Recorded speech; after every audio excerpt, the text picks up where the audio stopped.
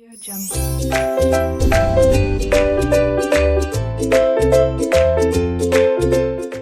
again, welcome all students to the online lectures. So today we are going to take the SP subject, and in that now we are going to learn the types of debentures. Now today we are going to learn different types of debentures. Previously we discussed on debentures and features. Today we are going to learn different types of debentures. Students, listen here. Types of debentures. There are main 4 types, and opposite of that means it became the 8. So total 8 types of debentures are there. Listen one by one. On the basis of security. अगर आप security की बात करेंगे, अगर security के बल पे अगर आप देखेंगे, अगर आपको डिबेंचर्स लेना है तो वहां पे 2 प्रकार के हैं, एक है सिक्योर, दूसरा है अनसिक्योर। सिक्योर और अनसिक्योर, इस पे सिक्योरिटी रहेगी, इस पे नहीं रहेगी। नेक्स्ट आते हैं on the basis of transfer. अगर ट्रांसफर की बात पे अगर ध्यान देंगे, अगर ट्रांसफरेबिलिटी को लेके अगर हमें अगर डिबेंचर्स लेना रहेगा तो यहाँ पे 2 प्रकार के हैं, रजिस्टर्ड और bearer. Then on the basis of repayment. Repayment यहाँ पे पैसे वापस लेने और लौटाने के लिए रिफंड की बात हो या पैसे देने की बात हो, रीपेमेंट की बात हो उनके, तो वहां पे होता है रिडीमेबल जो मैच्योरिटी डेट पे दिया जाता है, और एक होता है इरिडीमेबल, यानी कि यहाँ पे इसका जस्ट अपोजिट, यहाँ पे हम मांग नहीं सकते और ना ही यहाँ पे लाइफ टाइम तक यहाँ पे मिलने का कोई चांस होता है, लेकिन कुछ केस से तभी दिया जाता है, तो हम आगे डिस्कस करेंगे। Next on the basis of conversion. अगर डिबेंचर से आपको कन्वर्ट होना है, क्रेडिटर से अगर ओनर बनना है, को ओनर बनना है, और यहाँ पे अगर डिबेंचर से अगर आपको इक्विटी शेयर मिला है तो उस बेस के लिए कन्वर्जन उसको बोलते हैं। तो कन्वर्जन बेस पे अगर आप देखेंगे तो यहाँ पे एक कन्वर्टिबल होता है, दूसरा होता है नॉन कन्वर्टिबल, यानी यहाँ पे आपका डिबेंचर कन्वर्ट हो सकता है इक्विटी शेयर में और यहाँ पे नहीं होगा। तो लेट्स सी नाउ, ये है 8 प्रकार के डिबेंचर्स, जिसको भी हम one by one point wise पढ़ेंगे। So come to the points students, let's start with the point number 1, secured debenture. On the basis of secure, तो सेक्योर्ड डिबेंचर्स।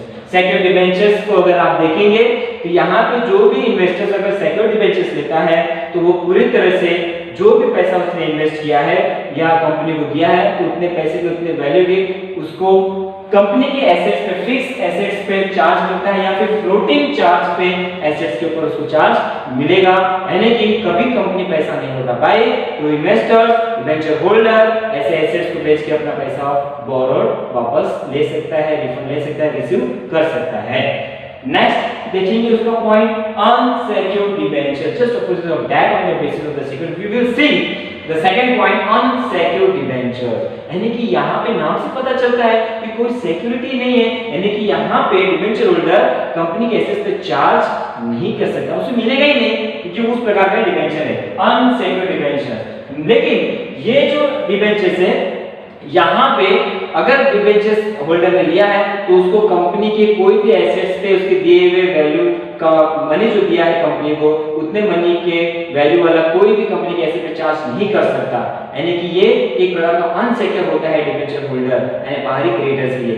लेकिन इसीलिए according to amendment new companies act 2013 के हिसाब से इसको prohibited कर दिया गया है, यानी अभी कोई भी कंपनी अनसिक्योर्ड डिबेंचर इशू नहीं करती है। Come to the next point, registered debentures. Registered debentures अगर आप देखेंगे on the basis of the transfer, अगर आपका registered है तो you can able to transfer. Registered debentures वो debentures है जहाँ पे everything is recorded to the company's records books, यानी यहाँ पे पूरी प्रकार से रजिस्टर्ड डिबेंचर्स वो डिबेंचर्स है जहाँ पे डिबेंचर्स होल्डर्स के, इन्वेस्टर्स के, क्रेडिटर्स के सारे चीजें रिकॉर्ड्स रहते हैं डायरी में, डॉक्यूमेंट्स में, रजिस्टर्स में। यहाँ पे उनका नाम, वहाँ उनका एड्रेस, उनका बिजनेस, कितने डिबेंचर्स उन्होंने लिए, कितने वैल्यू के डिबेंचर्स लिए, उनके डिबेंचर्स की मैच्योरिटी डेट क्या है, उनका रेट ऑफ इंटरेस्ट क्या है, कैसे उनको देना है, फीस देना है या इंस्टॉलमेंट देना है, एवरीथिंग मेंशन रहता है वो भी सारे ट्रस्ट डीड में मेंशन होते हैं। तो ये था रजिस्टर्ड डिबेंचर्स, और यहाँ पे ट्रांसफर के लिए भी बहुत जरूरी है, as per the transfer date के हिसाब से ये सारी चीजें मौजूद होती हैं। नेक्स्ट देखेंगे डायरेक्ट डिबेंचर्स। डायरेक्ट डिबेंचर्स से सपोज दैट यहाँ की रजिस्टर्ड डिबेंचर्स में रजिस्टर्ड होंगे, नाम मेंशन रहेगा, लेकिन डायरेक्ट डिबेंचर्स में वहां पे कोई भी चीज रिकॉर्ड नहीं होगी, यानी डिबेंचर्स के नाम, उनके एड्रेस कोई प्रकार के मेंशन नहीं, यहाँ तो उनका रजिस्टर्ड भी नहीं रहेगा डिबेंचर होल्डर्स का। फिर लेकिन यहाँ पे जो ट्रांसफर है बाय डायरेक्ट डिलीवरी होता है, यहाँ पे जो इंटरेस्ट की बात है उनके इन्वेस्टमेंट के ऊपर जो इंटरेस्ट की बात है वो डिबेंचर्स होल्डर्स को लिए इंटरेस्ट लेने के लिए उनको कूपन दिया जाता है जो कि उनके डिबेंचर सर्टिफिकेट के ऊपर अटैच होता है। उस कूपन के माध्यम से वो अपने इंटरेस्ट ले सकते हैं। कम टू द नेक्स्ट है आपका fifth redeemable debentures. Redeemable debentures अगर आप देखेंगे तो रीपेमेंट की बात होती है जब कंपनी को अगर पैसे लौटाने होते हैं उस बेसिस पे अगर देखेंगे तो उसमें का पहला है रिडीमेबल डिबेंचर। ये पहले नाम से फिक्स हो जाता है कि यहाँ पे डिबेंचर होल्डर को पैसा मिलना ही है उनके मैच्योरिटी डेट पे।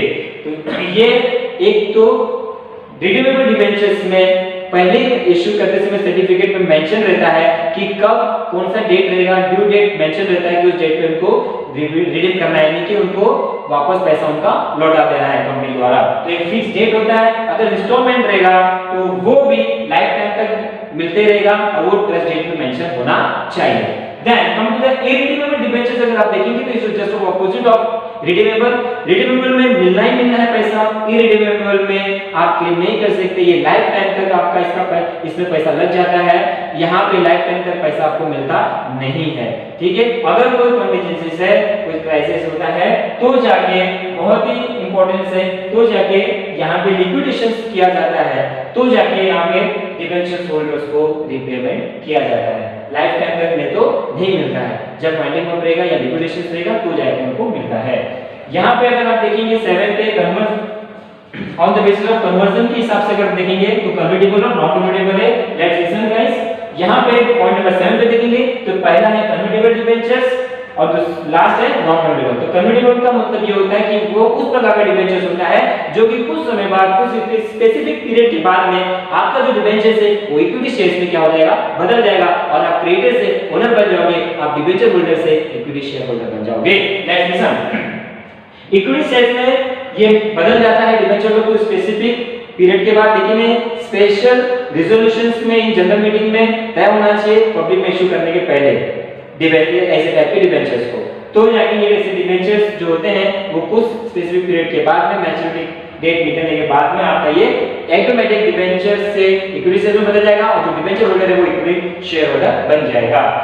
और ये इसमें बहुत ही एडवांटेज है उन डिबेंचर होल्डर्स के लिए, क्योंकि ये बहुत ही मार्केट वैल्यू के हिसाब से लोअर रेट में उनको इक्विटी शेयर मिल जाता है। So big advantage for the debenture holder अगर उनका कन्वर्टिबल डिबेंचर्स है तो। Now come to the last non convertible debenture. Easily non convertible debentures वो है जो कभी भी इक्विटी शेयर्स में बदलेगा नहीं, हां बल्कि जब इसका जो समय आएगा, मैच्योरिटी डेट आएगा तो आपको पैसा वापस रिफंड मिल जाएगा, लेकिन इक्विटी शेयर्स में बदलेगा नहीं। तो वो था नॉन कन्वर्टिबल डिबेंचर। और इसी के साथ आज हमने पूरा डिफरेंट टाइप्स ऑफ डिबेंचर्स पढ़ा। क्लियर है और आपने ध्यान से सुना, इसके लिए आपका बहुत बहुत धन्यवाद। इसी के साथ ये chapter 2 sources of finance capital corporate का कंप्लीट होता है। थैंक यू वेरी मच, बहुत बहुत धन्यवाद।